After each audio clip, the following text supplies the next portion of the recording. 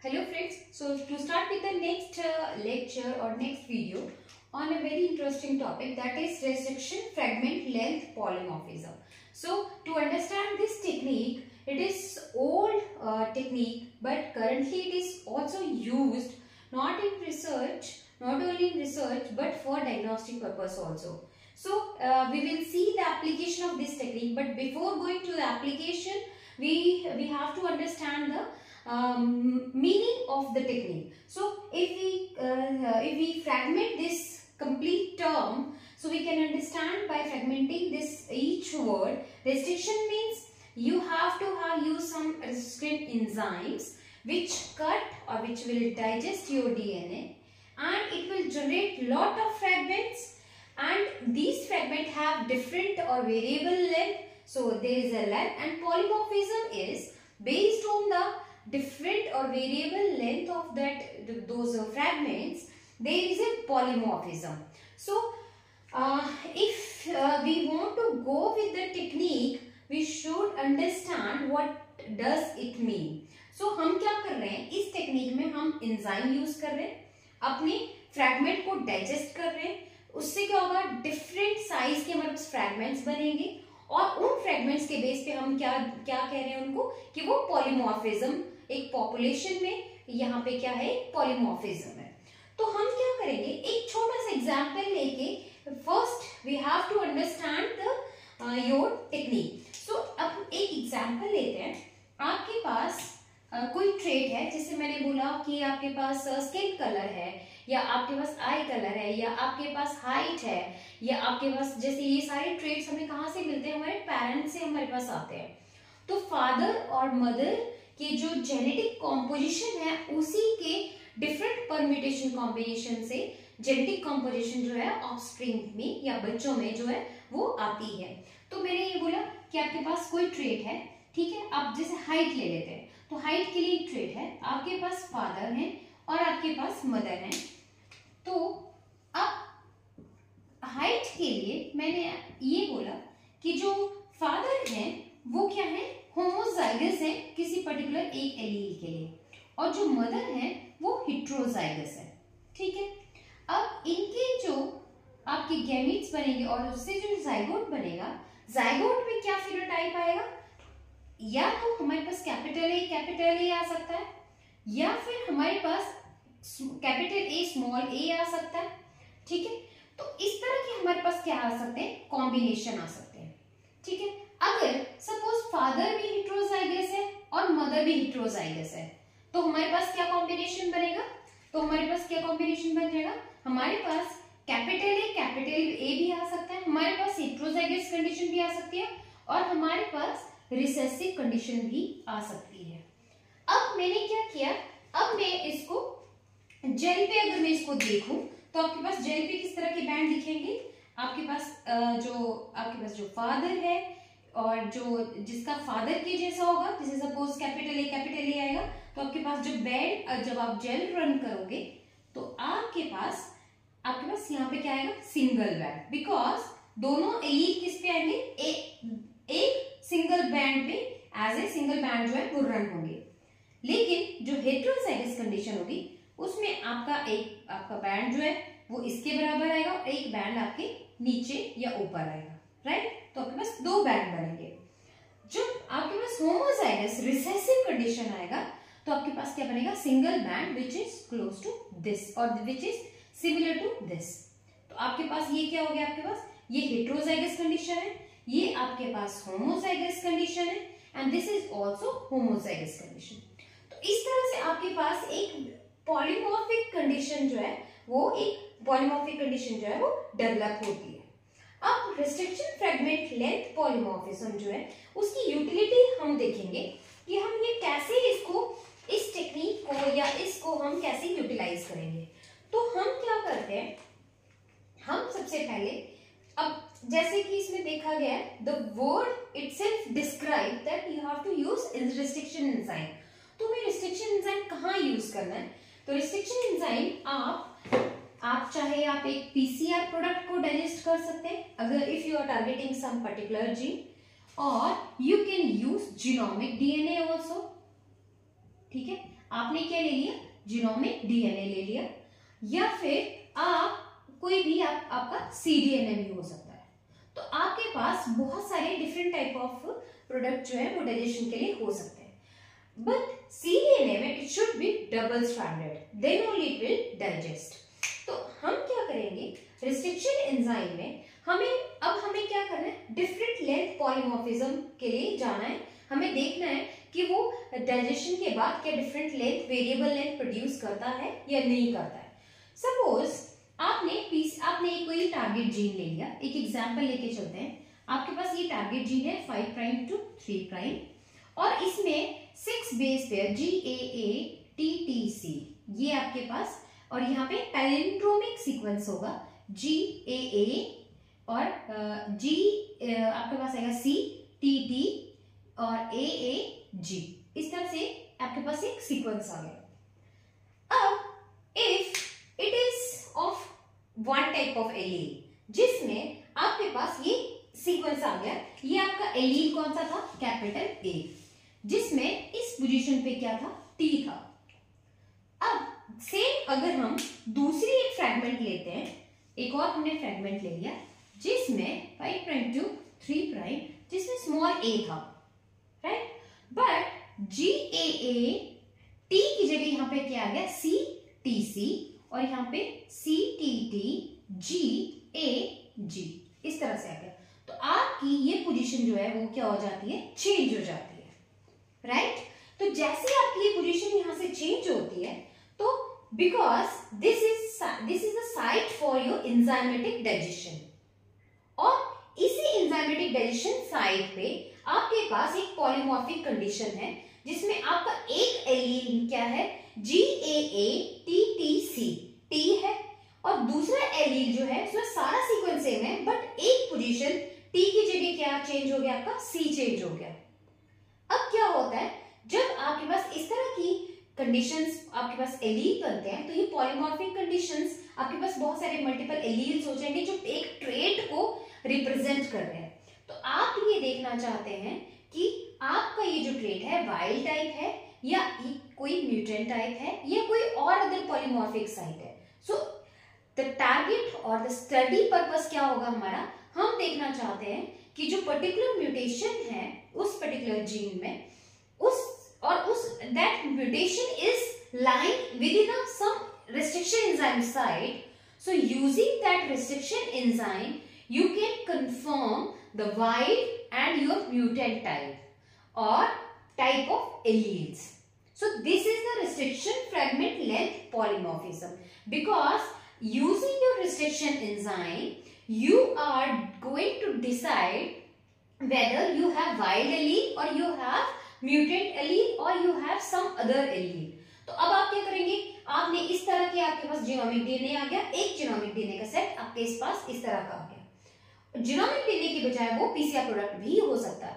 सो लोगों ने, जो रिसर्चर थे, what they have done, they have used this technique, genomic DNA के साथ they have used and then they have used as a PCR for some target, particular target gene. So अब आप क्या करेंगे, इसको एंजाइम से digestion करेंगे। तो रिस्ट्रिक्शन एंजाइम से जब आप डाइजेशन करेंगे तो जो वाइल्ड है वो इसको कट कर लेगा। जब ये वाइल्ड इसको कट कर लेगा तो इसके बाद दो फ्रैगमेंट जनरेट हो जाएंगे। Suppose this is your 280 base pair and this is your 340 base pair. अब आपका वाइल्ड क्या करेगा, बिकॉज एंजाइमेटिक साइट मेंटेन है तो ये डाइजेशन हो जाएगा और आपके पास कितने फ्रैगमेंट आ जाएंगे, दो फ्रैगमेंट आ जाएंगे। तो आपके पास क्या आ गया, fragment, two type of fragments आ गए। तो इसकी वजह से आपके पॉलीमॉर्फिज्म जो है वो क्रिएट होता है। बट जो आपका दूसरा एलील था, because of mutation in that site, आपका ये डाइजेशन साइट पॉसिबल डाइजेशन नहीं होगा। तो आपके पास कैसा प्रोडक्ट आएगा जेल में, सिंगल बैंड। तो अगर हम इसको जेल पे रन करते हैं तो आपके पास यहाँ पे दो बैंड आएंगे और इस कंडीशन में आपके पास सिंगल बैंड आएगा। सो this is your restriction fragment length polymorphism. तो अब क्वेश्चन ये आता है कि हाँ, आपको कितना जीनोमिक, अगर आप जीनोमिक डीएनए के से जाना चाहते हैं, रिस्ट्रिक्शन डाइजेशन पैटर्न देखना चाहते हैं, या आप पीसीआर बेस्ड जाना चाहते हैं, तो आपको टोटल कितना चाहिए। तो अगर आप if your purpose is to further clone and express the gene, तब आपको क्या करना पड़ेगा, रफली मिनिमम 1 माइक्रोग्राम ऑफ डीएनए जो है वो आपको लेना पड़ेगा। तो पीसीआर प्रोडक्ट का भी 1 माइक्रोग्राम और जीनोमिक डीएनए भी 1 माइक्रोग्राम आपको लेना पड़ेगा मिनिमम। उसको आप एंजाइम से डाइजेशन करेंगे और उसको आप जेल पे रन करेंगे। अब ये restriction fragment length polymorphism use कहाँ हुआ था? रिस्ट्रिक्शन ये जो फ्रैगमेंट लेंथ पॉलीमॉर्फिज्म है ये आपकी बहुत जगह पे यूज हुआ। ये डीएनए फिंगरप्रिंटिंग में सबसे ज्यादा इसका जो यूटिलाइजेशन है वो डीएनए फिंगरप्रिंटिंग में है। सेकंड, इसका जो सबसे बड़ा यूटिलाइजेशन हुआ पूरे रिसर्च टाइम में, तो ये कहाँ यूज हुआ? जब भी हमें वाइल्ड और म्यूटेंट को केसेस को स्टडी करना है। अब अगला क्वेश्चन ये उठता है कि सपोज इफ द म्यूटेशन, जहां पे आपकी म्यूटेशन है, ये जो साइट जो है वो जो टारगेट साइट है या जो हॉटस्पॉट है, उस हॉटस्पॉट में कोई भी रिस्ट्रिक्शन एंजाइम नहीं बनती है, तो क्या आप इस टेक्नोलॉजी को यूज कर पाएंगे? बिल्कुल नहीं, क्योंकि आपका जिस भी हॉटस्पॉट को आप स्टडी करना चाहते हैं उस हॉटस्पॉट में वो जो म्यूटेशन है वो उस हॉटस्पॉट पे होनी चाहिए और उसमें वो एक एंजाइमेटिक साइट में लाई करनी चाहिए। Then only you can differentiate your different fragment lengths. Otherwise अगर ये म्यूटेशन यहाँ ना होके बाहर होता और जहाँ पे कोई एंजाइमेटिक साइट नहीं है तो आप इस टेक्नोलॉजी को यूज नहीं कर पाएंगे to differentiate different type of your alleles और to different type of mutation, इधर वाइल्ड और म्यूटेंट। अब इसमें एक बहुत इंपॉर्टेंट कंसेप्ट हमारे पास आता है कि ये जो आपका एंजाइम है, रिस्ट्रिक्शन एंजाइम है, इसमें एक बहुत इंपॉर्टेंट टर्मिनोलॉजी यूज होती है, स्टार एक्टिविटी। तो जब भी हम इस टेक्निक को अपने एक्सपेरिमेंट के लिए यूटिलाइज करना चाहेंगे, so we have to think about the star activity. We should know the term star activity. Star activity. Star activity क्या चीज है? Star activity ये ऐसा प्रोसेस है, इसमें क्या होता है, जब भी आप अपने पीसीआर प्रोडक्ट को किसी रिस्ट्रिक्शन एंजाइम से डाइजेस्ट कर रहे हैं तो इसमें क्या होता है, if the concentration of enzyme is very high or the glycerol concentration of restriction enzyme is very high और द इंक्यूबेशन टाइम, जैसे मैंने बोला कि आपने रिस्ट्रिक्शन डाइजेशन 30 मिनट ही करना है लेकिन आपका इंक्यूबेशन टाइम ओवरनाइट चल रहा है तो भी ये स्टार एक्टिविटी हो जाती है। तो बट ये स्टार एक्टिविटी है क्या चीज है? स्टार एक्टिविटी क्या है? जैसे एक एग्जांपल लेते हैं, suppose this is your PCR product, double stranded PCR product. तो अब आपने क्या करना है, इसको डाइजेशन पे आपने लगा दिया, यहाँ पे GAA TTC और आपने इक्वावेलेंट साइट यूज कर रहे हो CTT AAAG। अब यहाँ पे एंजाइम ने कट करके स्टैगर्ड एंड जनरेट करना है, but because of prolong time, because of high glycerol concentration और because of over use of your enzymes और use of high salt divalent ions, तो उसमें क्या होता है, एक्टिविटी जो एंजाइम की एक्टिविटी है वो क्या होगा, सपोज ऐसी कोई सेम साइट यहाँ पे भी है GAACT और यहाँ पे आपका CTT GGA। अब क्या होगा कि ऐसी ये एक the actual site of enzyme is GAATTC, but इसके जैसे बिल्कुल सेम मिलती जुलती एक और साइट प्रेजेंट है डीएनए में, तो वो क्या करेगा, यहाँ पे भी डाइजेशन कर देगा और यहाँ पे भी डाइजेशन कर देगा। So you will not have accurate fragments. आपके पास क्या हो जाएंगे, बहुत डिफरेंट काइंड के फ्रैगमेंट्स आपको आपको एक जेल में डिफरेंट जो आपका पैटर्न आना चाहिए था वो नहीं आ रहा, and you have multiple bands. जब आप उसको जेल पे रन करके देखोगे तो आपके पास बहुत सारे मल्टीपल बैंड्स आपको मिलेंगे। तो this is your star activity. Star activity को कैसे प्रिवेंट किया जा सकता है, आपका जो इंक्यूबेशन टाइम आपको मेंशन किया है आपने वही फॉलो करना है। सेकंड, जितना कॉन्सेंट्रेशन एंजाइम का रिक्वायर्ड है आपके डीएनए कॉन्सेंट्रेशन के अकॉर्डिंग आपको उतना ही एंजाइम कॉन्सेंट्रेशन यूज करना है। सॉल्ट कॉन्सेंट्रेशन, बफर कॉन्सेंट्रेशन और सारी जितनी भी इसकी आपकी रिक्वायरमेंट्स है, you have to maintain while you are performing this digestion process. अब आपने अब आप कहोगे कि मेरे पास पीसीआर प्रोडक्ट है या जीन टारगेट है, तो मैं अपने रिस्ट्रिक्शन एंजाइम उस पर्टिकुलर हॉटस्पॉट को कैसे पता करूंगा कि वहां पे रिस्ट्रिक्शन जो है एंजाइम है, साइट है या नहीं। So there are many number of tools, online tools are available. आप उसमें अपना डीएनए फ्रेगमेंट डालो और वो आपको डिफरेंट टाइप के एंजाइमेटिक साइट्स जो है जहां जहां जितनी पॉसिबल होगी वो बता देगा कि यहाँ पे आपका ये वाला एंजाइम कट करता है, यहाँ पे ये वाला। So you will have lots of your restriction tools, and NEB cutter is most common tool which is freely available. So आप उसको यूज करके you can find out the like enzymatic site, क्या वो हॉटस्पॉट में वो enzymatic site है या नहीं है। अब हमने ये बोला कि restriction fragment length polymorphism जो है वो कहाँ कहाँ यूज होता है, बिकॉज जब आप मल्टीपल चॉइस क्वेश्चंस आपके पास आते हैं तो उसमें बहुत सारी ऑप्शंस दी होती हैं।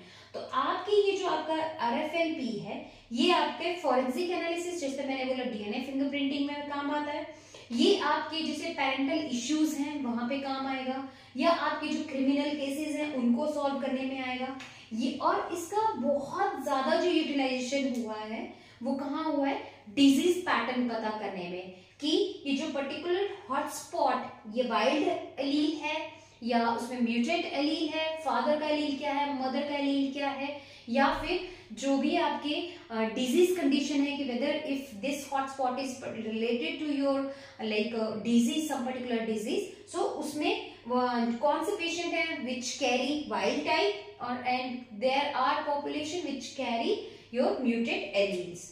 So these are the application of your restriction length fragment length polymorphism. So wild and mutant का सबसे ज्यादा जो यूटिलाइजेशन इस टेक्निक का हुआ है वो वाइल्ड एंड म्यूटेंट के लिए हुआ है.